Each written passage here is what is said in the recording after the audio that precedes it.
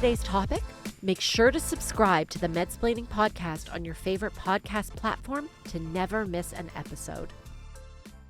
Welcome to this week's episode of Medsplaining. This week we have a mini episode for you, but if you missed last week's episode, we had Dr. Jen Tran, board-certified dermatologist here, talking about all things summer skincare. And there's still time to enter the Zax's Original contest where you can be entered to win a prize pack valued at more than $100. So remember to follow Medsplaining, follow Zax's Original, and tag a friend to enter the contest. But let's dive into this week's episode, which I've called, Is it perimenopause or could it be something else? Looking at social media and the local bookstore these days, menopause is literally everywhere. Everyone from Oprah to your best friend's mom is talking about it. And don't get me wrong, it's fantastic that menopause is having this moment. And beyond just a moment, it's truly a movement. But something occurred to me after watching a few clips from the Oprah special, and I'd like to share my thoughts with you. So Oprah had her big menopause special recently, and she had 4 women on stage with her. 3 were celebrities, and 1 was a certified menopause specialist, Dr. Mary Claire Haver. And so many of the stories naturally were along the lines of, well, I was having crazy palpitations and I went to a cardiologist, and after that, it turned out it was just perimenopause. Or I was anxious and depressed and it turned out it was just perimenopause. You get the picture. And what I worry about is that the more women hear stories like this, the more they'll skip that trip to their doctor to investigate their symptoms and will turn to the closest boutique clinic to sign up for hormone therapy.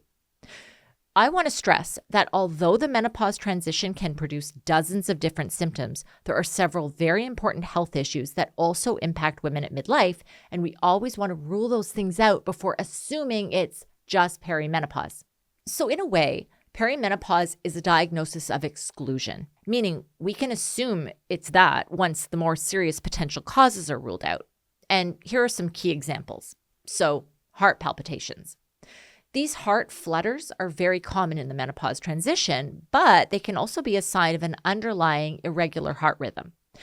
In the past month, I've diagnosed 2 of my perimenopausal patients with supraventricular tachycardia, which causes episodes of rapid heart beating and can potentially be quite dangerous. So had we not done an ECG and a Holter monitor, we would have missed this. A second one is heavy or abnormal vaginal bleeding. Yes, abnormal spotting, bleeding after sex, or heavy periods commonly occur in perimenopause. However, they can also be due to large fibroids, uterine polyps, or endometrial cancer. It is very important to rule these things out before assuming your period abnormalities are just part of the menopause transition. Another one is migraines. So many women with migraines will find the pattern changes at perimenopause, and often they resolve after menopause because those hormonal fluctuations stop. But new or worsening migraine headaches at midlife are a major red flag, and a more serious cause must be ruled out before a course of management can be established. Let's talk sleeplessness and daytime fatigue. These symptoms are nearly universal in my patients, but fatigue can be a sign of a B12 or iron deficiency or a more serious blood disorder. It can be a thyroid disorder or a sleep disorder. Sleep apnea and restless leg syndrome are common at midlife and would be managed very differently than the typical disrupted sleep that happens at perimenopause. Number 5 is mood disturbances. Yes, depression, anxiety, and irritability are very common at midlife, but women who have had a history of mood disorders, especially postpartum depression or premenopausal dysphoric disorder, are at higher risk for severe mood disorders at midlife. Sometimes a multifaceted approach is required to treat these patients, and hormone therapy alone won't help. And finally, memory changes. Brain fog is a real and disturbing symptom that affects so many perimenopausal women. Typically, it involves mild memory lapses or the need to write things down more than we used to. Women can struggle with coming up with names or song titles. Sometimes they're convinced they have cognitive impairment. Fortunately, the vast majority just have good old brain fog, but it is important to screen for signs of a more worrisome form of memory loss, as these can sometimes start at midlife.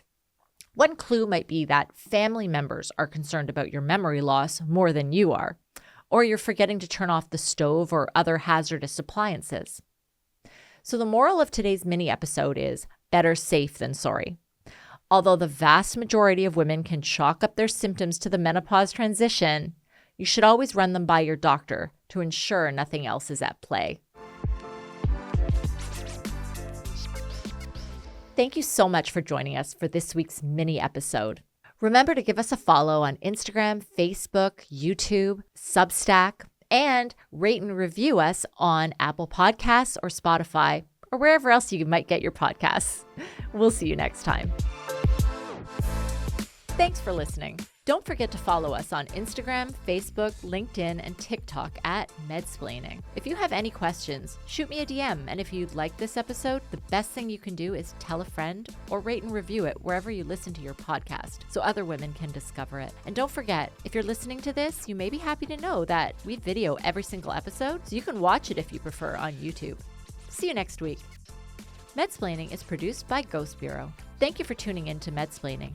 While we strive to provide accurate and insightful information, this podcast is not a substitute for professional medical advice, diagnosis, or treatment. The opinions expressed by our host and guests are their own and should not be interpreted as medical advice. Every individual's health situation is unique, and it is crucial to consult with a qualified healthcare provider regarding your specific concerns and conditions. Additionally, any links, resources, or references mentioned in our episodes are provided for informational purposes only and are not sponsored by Medsplaining. The producers and hosts of Medsplaining assume no responsibility or liability for any actions taken as a result of listening to our podcast. We encourage you to use the information presented here as a starting point for discussions with your healthcare provider.